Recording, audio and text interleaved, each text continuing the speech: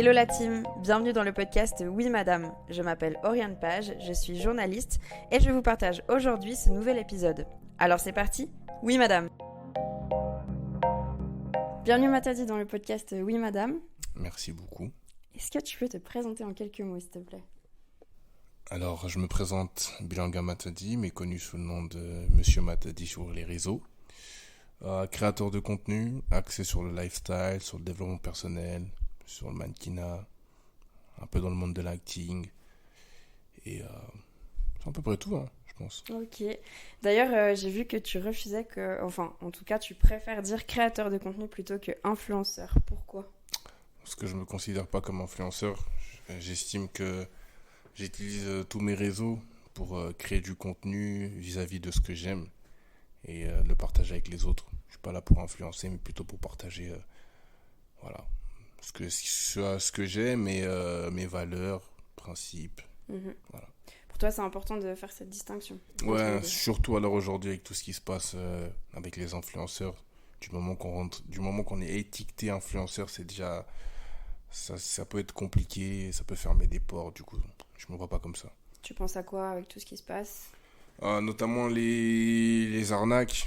Premièrement, je pense que c'est un des plus gros fléaux à l'heure actuelle. C'est les arnaques, la fausse pub, tu vois. D'où le fait que j'aime pas être associé à ça, tu vois. Okay. Je me vois même pas là-dedans et pour le peu de propositions ou pour les propositions que j'ai pu avoir, ça m'intéresse pas, donc créateur de contenu. Ok. Du coup, ton podcast s'appelle Distinction. Est-ce que Yes. ça a un lien? Tu peux nous dire pourquoi tu l'as appelé comme ça? Qu'est-ce que c'est? Alors, le podcast, en soi, c'est une extension de, de ce à quoi j'aspire avec Distinction, parce qu'il faut savoir que à la base des bases, le projet s'appelle Distinction, qui a été créé en 2018. Enfin, le nom a été évoqué en 2018, mais la plateforme a réellement été créée en 2019. Le but de cette plateforme, c'est de pousser les gens à avoir d'autres perspectives par rapport à une situation et faire en sorte qu'ils puissent ressortir le meilleur d'eux-mêmes, peu importe ce qu'ils traversent. Je pars du principe que on est assez de monde sur Terre pour traverser, on va dire, la même situation, mais d'une manière différente. Et mon but, c'est justement d'amener cette perspective dans la tête des gens. Donc voilà. Tu parles de big change, de grands changements. Exactement. C'est le big change. Pour moi, le big change, c'est ce moment où tu as le déclic. C'est ce moment où tu te dis, ah ouais, je faisais les choses comme ça, mais à partir de maintenant, je vais faire ça différemment parce que tu comprends. Tu vois. Il n'y a pas simplement juste de faire, mais c'est qu'il y a une compréhension derrière qui permet une adaptation et une évolution. Quand toi, c'est quoi chez toi qui a fait un déclic? Il y a quel moment où tu as eu ce déclic? Concernant Distinction, je dirais clairement, et j'ai pas honte de le dire, c'est après une rupture amoureuse, en soit, où je traversais une phase un peu compliquée. Et de cette phase-là, il y a eu ce qu'on appelle ce moment où tu te remets en question. Et c'est à la suite de cette remise en question que je me suis dit, en fait, je peux pas me retrouver dans cette situation-là et avoir la même mentalité. Il faut que j'ai une mentalité qui me permette de passer au-dessus de ce que je traverse. Et c'est comme ça qu'on a créé Distinction. Du coup, ouais, c'est comme ça qu'on a eu le Big Change. Le Big Change est venu bien, bien plus tard, comme fin d'année passée. C'est le mot qui annonce le début de quelque chose, ou le changement du tout au tout. Mais avant ça, on était juste dans Distinction. C'est drôle parce que t'as dit on a créé Distinction et sur tes pages Instagram, t'as souvent plusieurs personnages. Tu peux nous en parler aussi un peu de tes personnages? Alors, pourquoi je dis on a créé Distinction? Parce qu'en soit, je n'étais qu'un relayeur de pensée, c'est-à-dire que je transmettais des courants de pensée sur les réseaux sociaux. Et le fait que je partage plaisait à des gens. Et c'est grâce à ces gens-là que Distinction a pris, on va dire, une ampleur. C'est pour ça que je parle en on, parce que je ne me considère pas tout seul dans le projet. Et voilà, Distinction, c'est pas que moi. Pour moi, Distinction, c'est toi, c'est tout ce qui est autour de nous, tu vois. C'est pour ça que je parle en on. Et pour ce qui est des personnages, je suis dans la création de contenu, donc j'aime beaucoup les films, j'aime beaucoup les histoires, et j'aime pouvoir raconter un message ou une situation de vie à travers des vidéos. Okay. D'où le fait que je crée plusieurs personnages où les gens peuvent s'identifier ou pas. Mais le but, c'est toujours de pouvoir avoir une histoire derrière, une réflexion derrière. C'est qui tes personnages alors? Alors, les principaux, si je dois dire ça comme ça, on a Jamie, qui est, on va dire, le personnage principal. C'est celui à qui arrive plein de péripéties. Et il a un peu ce qu'on appelle les deux voix, la voix du bien et la voix du mal. La voix du mal, elle s'appelle toxique. Comme pour son nom, bah voilà, je peux en dire plus. Hein, toxique, ça veut tout dire. C'est jamais dans le bon. Et on a Saint, ou plutôt Saint, parce que Saint, j'aime pas trop, mais Saint, ça sonne mieux. Saint qui est lui la voix de la raison, la voix de la sagesse, la personne qui fait en sorte bah ouais, de faire les bons choix à chaque fois, tu vois. Et du coup, bah, selon les situations qu'ils traversent, il y a toujours soit l'un qui se pointe, soit l'autre qui se pointe, et la réelle, on va pas dire difficulté, mais la réelle action, c'est qu'est-ce qu'il prend, tu vois, c'est quoi le choix qu'il va poser par rapport à ce qu'il traverse. Voilà. Par rapport à ça, enfin, saint ou saint, il y a une influence derrière par rapport à tes croyances ou ça n'a rien à voir avec ça, Je, totalement, totalement, voilà, je crois en Dieu et j'ai eu à voir, ouais, tout au long de la vie, j'ai eu à voir ses bienfaits, ce qui fait que ça ne fait que accroître et accentuer le fait que j'y crois. Et j'ai plus de peine. Avant, j'avais un peu cette gêne de se dire, ah, faut partager ta foi et tout, mais à l'heure d'aujourd'hui, j'ai plus de peine à partager euh, ma foi et à le démontrer à travers mes vidéos. Dans un autre interview, j'ai aussi entendu que tu disais que le meilleur témoignage, c'était le tien. Il me semble que tu as dit quelque chose comme ça. Donc du coup, tu peux nous en parler. T'en penses quoi du témoignage à quel moment c'est pour toi important de témoigner? Jusqu'où est-ce qu'on peut parler de notre vie privée? Tu penses quoi de tout ça? Bah moi, je pense que quand tu traverses une situation compliquée, que tu traverses une situation ouais, difficile ou pas forcément évidente et que tu arrives à en sortir, je pense qu'à partir de ce moment-là, même si autour de toi ça peut ne pas paraître grand, certaines personnes ne verront pas ça comme quelque chose de ouf, mais c'est pas parce que tu traverses une situation qui aux yeux des gens n'est pas quelque chose de ouf que ça ne l'est pas pour toi, tu vois. Et je me dis que si tu arrives à sortir de cette situation plus fort mentalement ou même physiquement, qui sait, tu vois, et que tu as à cœur de partager ça à quelqu'un, bah fais-le. C'est ce que je dis, le meilleur témoignage c'est soi-même. Et il s'avère que tu peux te retrouver dans cette situation où le fait que tu partages ce qui t'est arrivé et comment t'en es sorti puisse aider quelqu'un d'autre, tu vois. Mon pasteur, il a l'habitude de dire c'est sauver pour sauver. Donc oui, t'es sorti de cette situation, partage-le. Parce qu'il y a peut-être quelqu'un qui attend que ça, tu vois.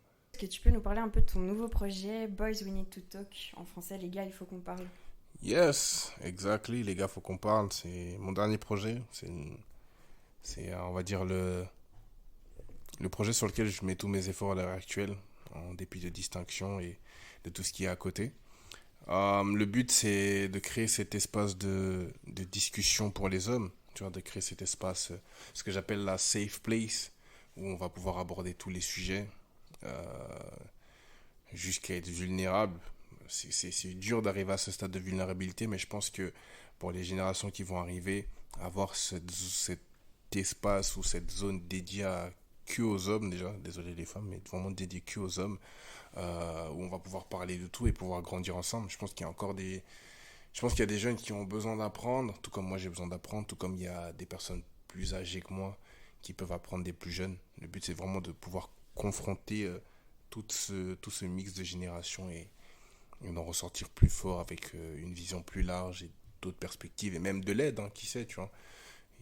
On ne sait pas ce que ça peut donner, mais on croit aux opportunités et à la vision. Mais justement, par rapport à ça, qu'est-ce que toi, c'est quoi ta vision? Donc, pourquoi tu fais que pour les hommes et qu'est-ce que tu attends vraiment de ce projet-là? Si on pouvait te mettre dans 5 ans avec ce projet, qu'est-ce que tu t'aimerais pouvoir dire qui s'est passé?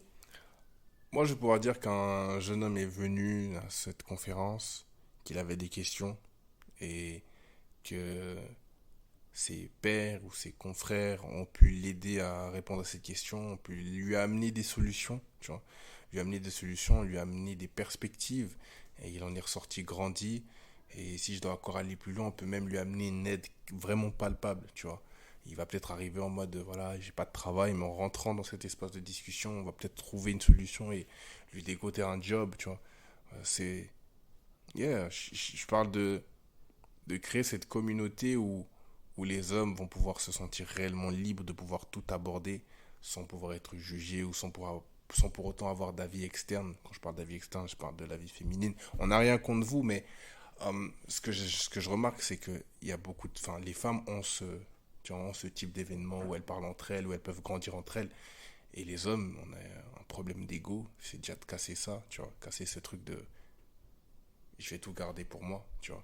C'est pouvoir justement se livrer, parler, grandir, grandir jusqu'au bout. Et Ce que je trouve trop cool dans ton projet, ce que je trouverais cool, c'est que autant des hommes qui ont vécu des trucs dont ils n'osent pas parler, puissent en parler, et puis peut-être des hommes qui font des trucs qu'ils ne devraient pas faire et qu'ils n'ont pas conscience qu'ils ne devraient pas faire, puissent réaliser qu'en fait, ça joue pas, et ça se fait pas. Non, totalement. Et ouais, je pense que c'est que en parlant, mais du coup, c'est vrai qu'il y a ce truc de vouloir garder la face et que l'homme doit être fort, en fait. C'est peut-être aussi avec ça, ce préjugé-là dont on doit arriver à bout. Je pense que c'est un de mes plus gros défis sur... là, on est en train d'organiser la première conférence. Je pense que ça, c'est un des plus gros défis, c'est de pouvoir faire comprendre aux hommes qu'on invite que il va falloir parler. Si tu viens à une conférence qui s'appelle « Les gars, faut qu'on parle », c'est-à-dire que tu vas devoir prendre la parole et tu vas devoir t'exprimer, nous dire ce que tu ressens, pourquoi tu n'es pas d'accord, tu vois. Et je pense que c'est un très bon exercice déjà, tu vois. Et je pense que c'est en posant des actions petit à petit qu'on arrive à quelque chose de grand, tu vois. Là, on part sur la première conférence, mais on pourra se regarder entre hommes et dire « Ok, non, là, ça joue pas, les gars, tu vois. » C'est aussi comme ça qu'on déconstruit et qu'on reconstruit des bonnes bases. Tu vois, je fais surtout ça pour la génération qui arrive, avec tout ce qui se passe dans ce monde. Si il n'y a pas des pères ou des confrères, il n'y a pas un pilier qui peut dire, ok les gars, le monde il part en vrille, mais il faut agir de cette manière-là, quoi qu'il arrive.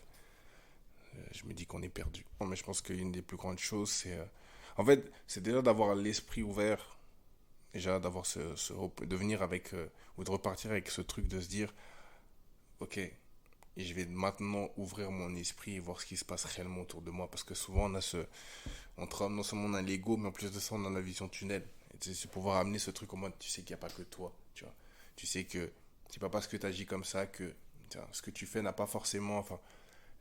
ce que tu fais a de l'impact pour toi, mais pas que. Tu vois. C'est pouvoir élargir